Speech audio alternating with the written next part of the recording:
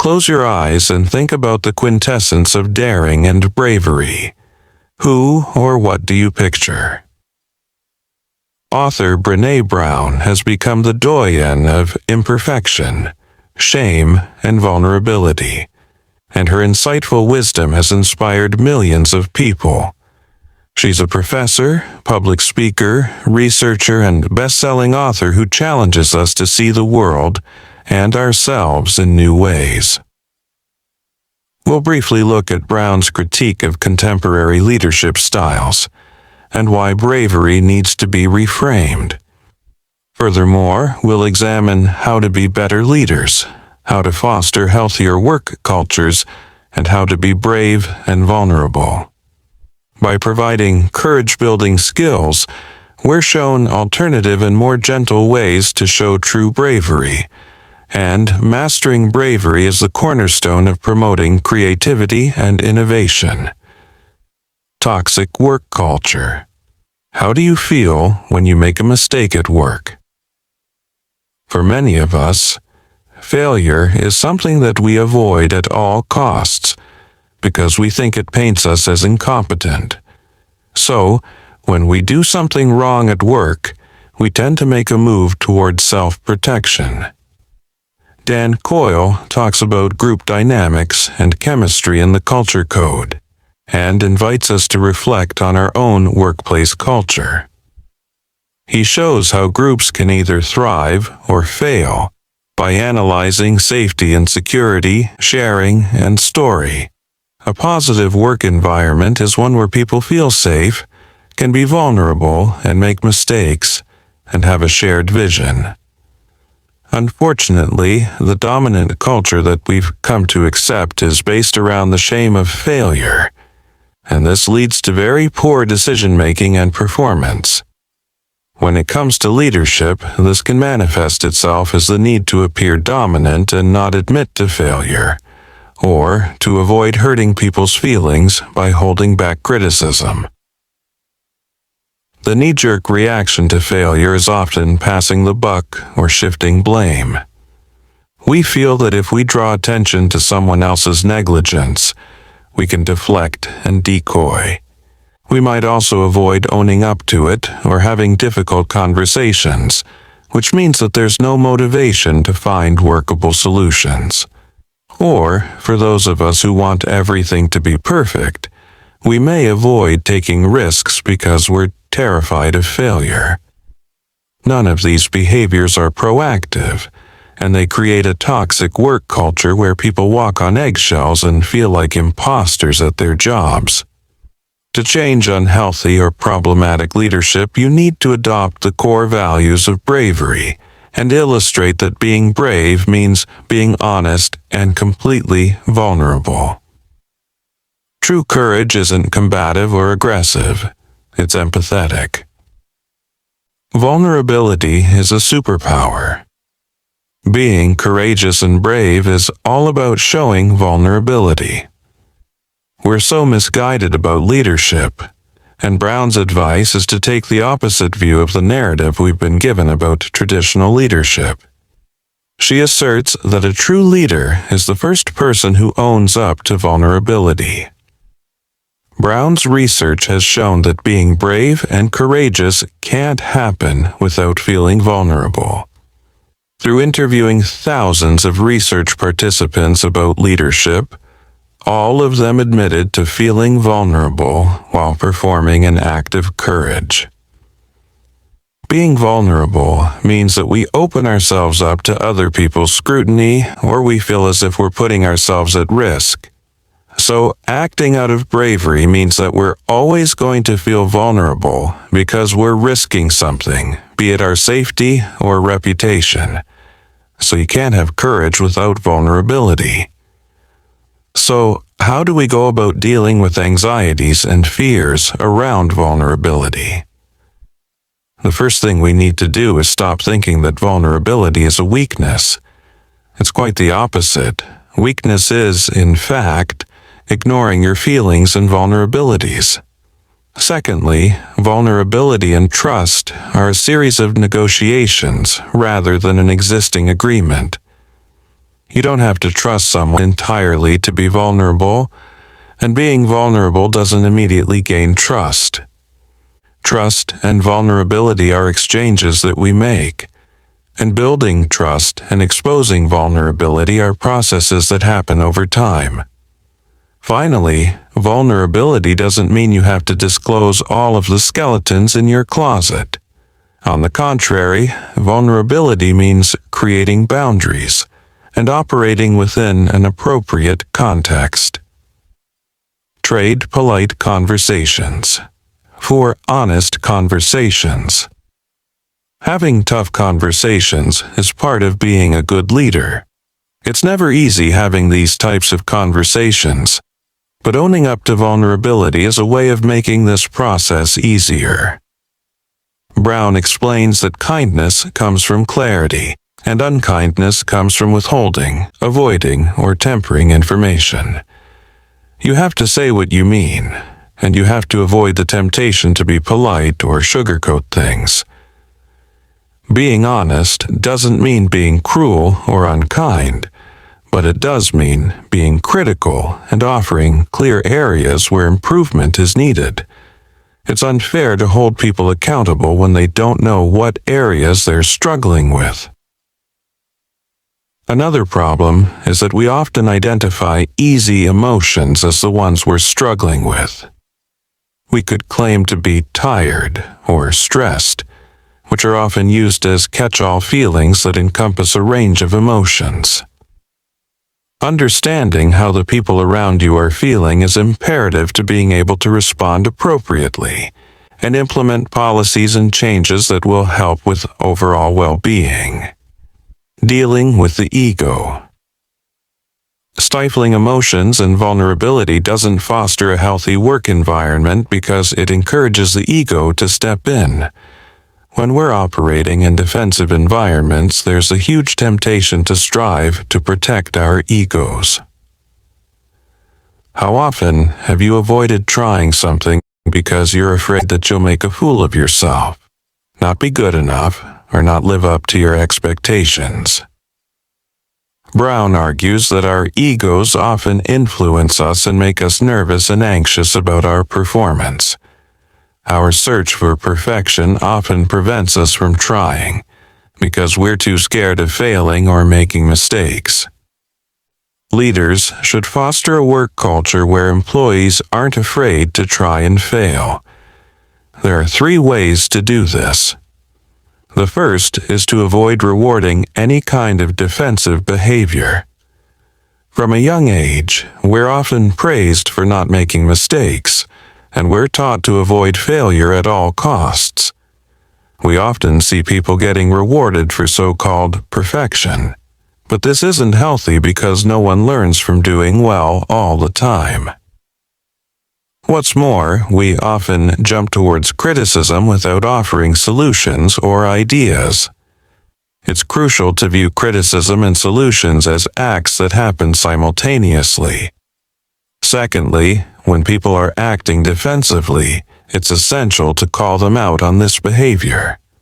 Having open communication is one of the most imperative things for being a good leader, and we must be brave enough to stand up to defensive actions. Making suggestions for improvements and providing honest feedback is part and parcel of being a good leader.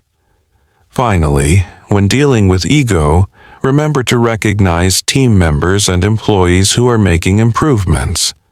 When other employees exhibit brave and vulnerable behavior, it should be pointed out as an excellent example to follow. There's no shame in shame. Shame is a genuine and compelling human emotion. Shame often comes with feelings of anxiety, guilt, and worthlessness. When we feel like we haven't achieved our goals or lived up to expectations, we often look at our self-worth and feel that we're not good enough. Brown takes a different approach to shame and argues that there are more healthy ways of dealing with it. Ways to deal with shame in healthy and progressive ways is to be open about it. Again, the key word is empathy. When we show support and empathize with those experiencing shame, we can move past these feelings and use them as a growth experience. For Brown, being a courageous and effective leader is about harnessing the power of empathy. We all have bad days at work. There are some days that we wish we could forget. Maybe it's a botched presentation, an awkward meeting, or a big mistake. A good leader won't ignore these experiences. They will make a connection and display empathy. Employees need to know leadership has their backs, and empathy is a way to encourage and give feedback and support. What are your values? Dealing with vulnerability takes practice and persistence. Another skill of daring to lead is identifying and honing in on core values so that you can be more resilient. What are the things you'd put on your list of values? No doubt you're thinking of quite an extensive list of things that you value. It's easy to rattle off values. The tricky thing is narrowing them down to a few core values. Having a solid sense of values is essential because when things get tough, they force us to focus on what really matters. We often pick the easy route when faced with adversity, so having a clear sense of values allows us to focus on those.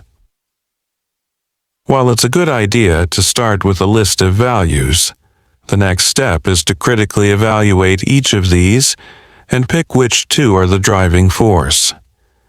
This takes some patience and discipline, but it's worth it, because a clear sense of values also allows us to communicate with others a lot more effectively. If company values are honesty and well-being, these could translate into open communication, critical feedback, and allowing employees to leave work at the workplace and avoid working overtime. Understanding core values allows everyone to self-evaluate and consider whether our actions align with what's important to an organization. Trust and connection. How trustworthy are you?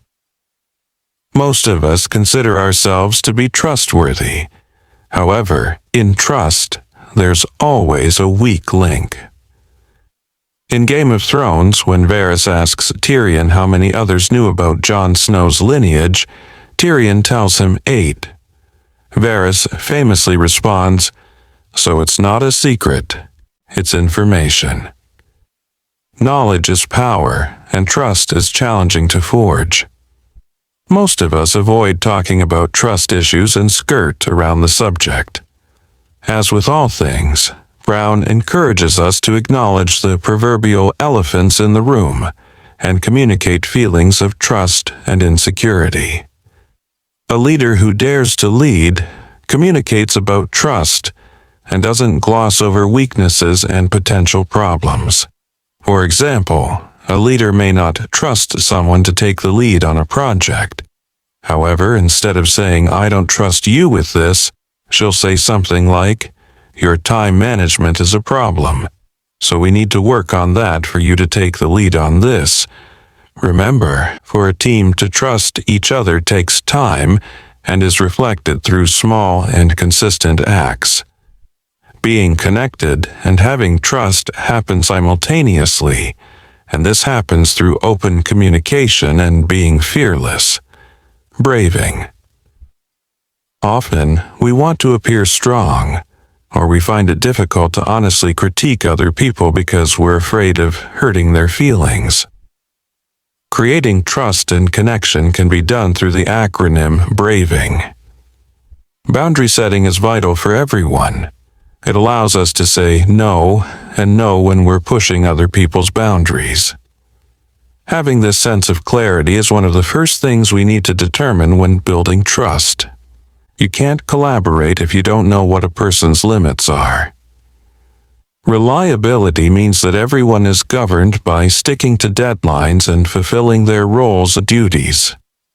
If someone can prove that they're reliable, this garners trust. Next comes accountability.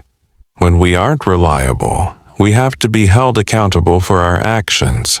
apologize when needed, and aim to rectify mistakes. Throwing others under the bus for our errors is one of the most untrustworthy things we can do. Vault closing means we can be trusted with secrets and information. If someone tells you something in confidence, we need to keep that information secret and not disclose anything that isn't ours to announce. This brings us to integrity.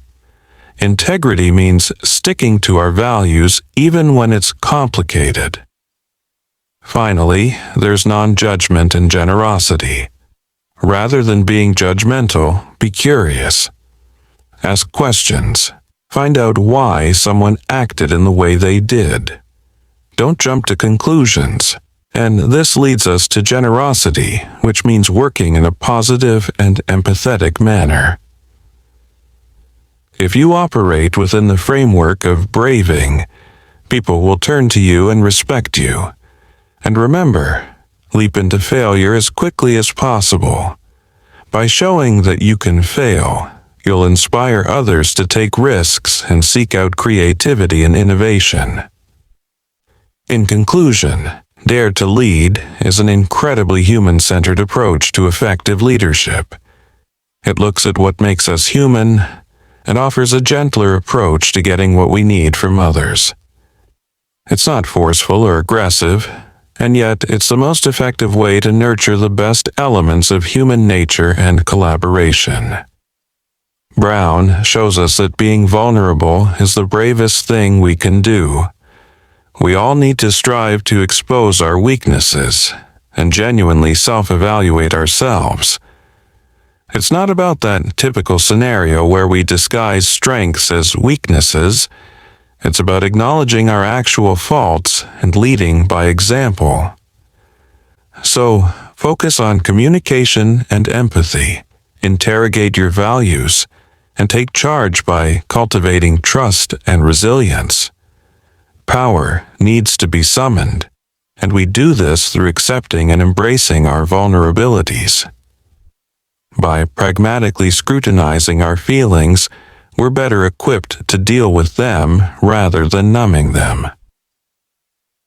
The new definition of a great leader is one who dares greatly and leads gently.